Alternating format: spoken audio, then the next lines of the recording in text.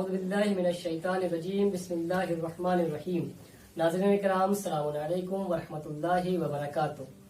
آپ کا ہمارے چینل زینب میڈیا پر خیر مقدم ہے، خوش آمدید کہتے ہیں۔ میں آپ کا میزبان سید شارف حسین رضوی حاضر ہوا ہوں ایک نئے موضوع کے ساتھ، ایک نئے پروگرام کے ساتھ۔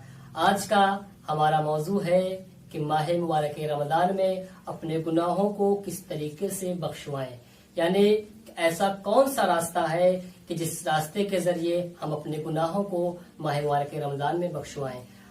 آج ہمارے ساتھ اسی موضوع پر گفتگو کرنے کے لیے موجود ہیں ہمارے عزیز مہمان حجت الاسلام والمسلمین عالی جناب مولانا سید مظہر علی صاحب قبلہ۔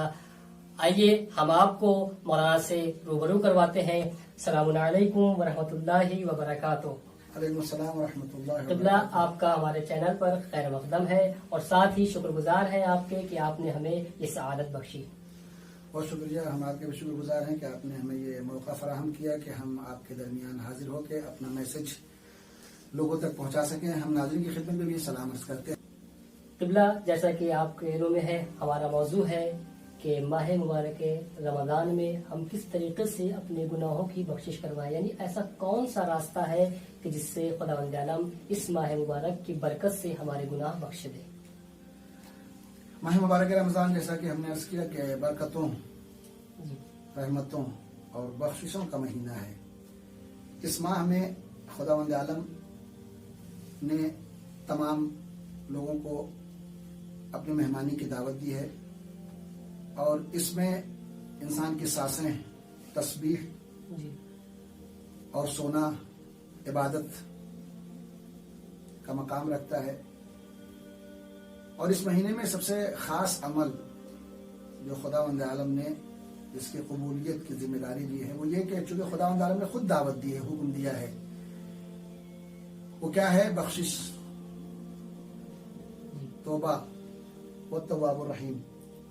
خداوند عالم تواب الرحیم ہے، اس نے حکم دیا ہے کہ توبہ کریں، وَيُحِبُّ التَّوَّابِينَ، اور وہ توبہ کرنے والوں کو دوست بھی رکھتا ہے۔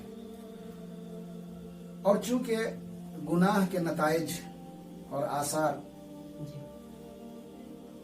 میں ایک یہ بھی ہے کہ گناہوں کے نتیجے میں یہ بلائیں اور لا علاج امراض اور بیماریاں آتی ہیں مختلف قسم کی، اور ان میں سے ایک آج بیماری جو ہمارے درمیان موجود ہے، اس کی وجہ سے پوری دنیا پریشان ہے، یہ صرف گناہوں کا نتیجہ ہے۔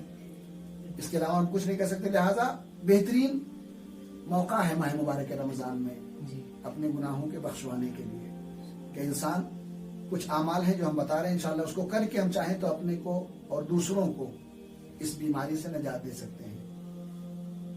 اس ماہ مبارک رمضان میں کون سا عمل؟ پہلے سب سے پہلے ہم توبہ ہی کے سلسلے میں عرض کریں کہ خداوند عالم نے سورہ فرقان میں کہا، من تاب وآمن وعمل عملا صالحا فاولئک یبدل اللہ سیئاتہم حسنات۔ تو خداوند عالم اس توبے کے نتیجے میں کیا کرتا ہے؟ برائیوں کو اچھائیوں میں بدل دیتا ہے۔ تو اس ماہ مبارک میں انسان توبہ کر کے، استغفار کر کے، اپنے لیے بھی اور دوسروں کے لیے بھی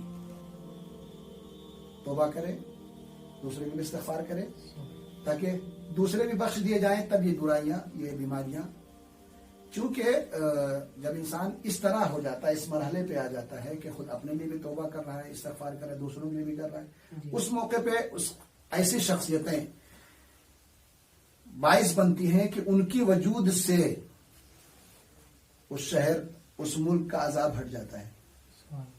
میں مثال کے لیے ایک دو شخصیتوں کی طرف اشارہ کروں۔ جناب ابراہیم کے پاس جب فرشتے آئے عذاب لے کر جناب قوم لوط کے لیے، تو جناب ابراہیم نے ان فرشتوں سے پوچھا کہ عذاب وہاں لے جا رہے ہو نازل کرنے، نابود کرنے اس شہر کو کہ جس میں جناب ان فیہا لوطا، اس میں لوط موجود ہے؟ تو فرشتوں نے کہا نہیں، آپ کو تعجب کی ضرورت نہیں ہے، ہم نے حکم دے دیا ہے جناب لوط کو وہاں سے نکلنے کا۔ اس کا مطلب ہے کہ اگر ایسی پاکیزہ شخصیتیں ہوں تو عذاب نہیں آتا۔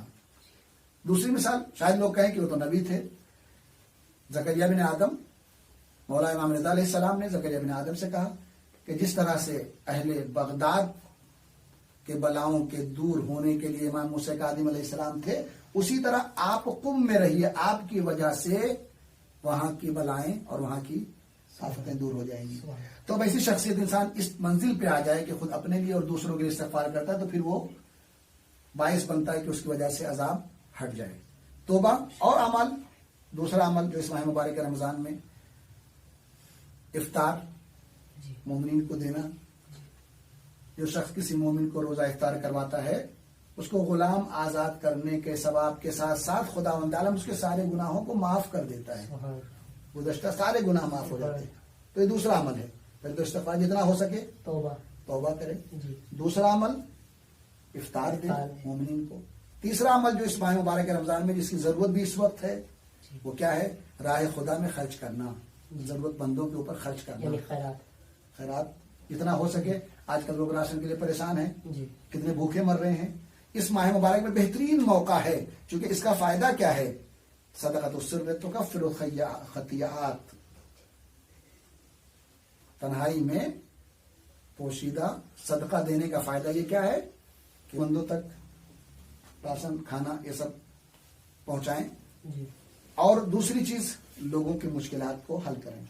और इसके अलावा ये अमल कि लोगों की मुश्किलात हल करने से भी इंसान, क्योंकि मौलाए कायनात ने नहजुल बलागे के हिकमत नंबर 24 में फरमाया इमाम ने कि मिन कफ़ारत दुनूब अल इदाम, बड़े गुनाहों का कफ़ारा क्या है? इमाम ने फरमाया इगाततुल मनहूफ, कि इंसान जब जरूरतमंदों और मुश्किलों में फंसे हुए लोगों की मदद करता है तो खुदावंद आलम इसको उसके गुनाहों का कफ़ारा करार देता है। तो लिहाजा हमें चाहिए कि इन अमाल पे मैं ज्यादा वक्त नहीं लेते हुए, इंसान को चाहिए कि इन अमाल के जरिए चाहे अपने को इस गुनाह से नजात दिलाए और पाक कर ले, और उस पाक का नतीजा ये होगा कि इंशाअल्लाह ये बलाएं हमसे दूर हो। तरीके से इंसान अपने गुनाहों को माफ करवाए, यानी तौबा के जरिए से माफ करवाए। इंसान अपने गुनाह खैरात के जरिए आफ्तार करवा के इस तरीके से, यानी अल्लाह ने हमारे लिए कितने रास्ते बनाए हैं कि ताकि इंसान इन चीजों के जरिए से, इन अमाल के जरिए से अपनी बख्शिश करवा ले। बहुत शुक्रगुजार है आपके क़िबला। हमारा दूसरा और आखिरी सवाल ये है कि क्या कुफ्फार और मुशरिकीन के गुनाह भी माफ हो सकते हैं? क्या उनके लिए भी तौबा है या नहीं?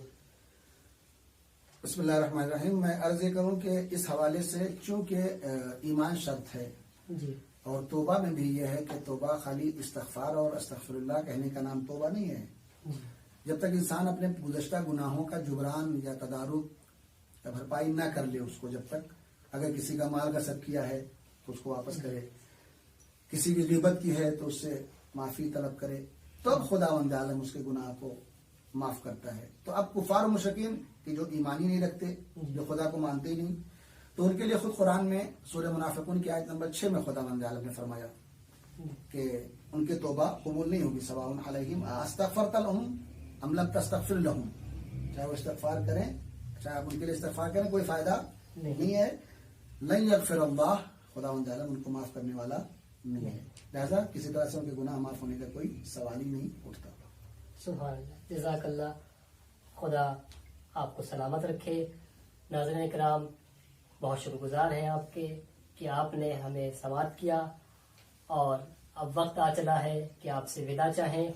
इंशाअल्लाह हाजिर होंगे एक नए मौजू के साथ, एक नए प्रोग्राम के साथ। तब तक के लिए अपना ख्याल रखें।